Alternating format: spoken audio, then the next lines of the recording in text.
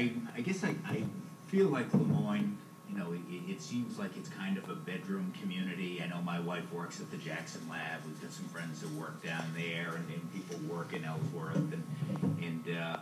I think the quality of life, I think the low taxes and a great school are the way to keep people moving here. We moved here, 6 years ago, hired a Lemoyne local contractor and built a house.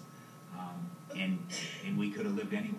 I knew the entire Hancock County. We had to think about proximity to the lab, but we looked in Trenton, Hancock, down on the island. We were living in Bar Harbor at the time.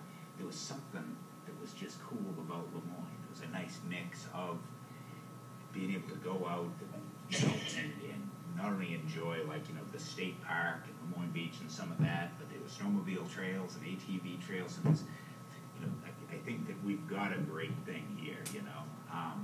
One of the things I kind of think about, and I agree with Nate that I certainly, some of the things that we go to Ellsworth for, I don't want those here. I don't want a McDonald's or those kind of things really.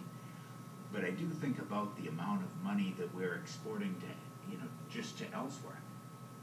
When it was a few weeks ago, I went up and I got a haircut in Ellsworth because that's where I knew to go get a haircut. And I'm thinking, there's got to be somebody in Lemoyne that cuts hair, and I could keep that money right in the community, and almost develop in a voluntary way, almost a microeconomy, as townspeople sought each other out for business opportunities. Why is somebody going up to Midas or Prompto and getting their oil changed? We should be supporting each other. And I think one of the things that is a challenge is there may not be that information exchange to get to know where to go in town. I go to the transfer station and I ask Bill, and he points to the the bulletin board out there. He says, well, people put their cards here, and some people might put a little advertisement for their business, but I know we can come up with something more high tech.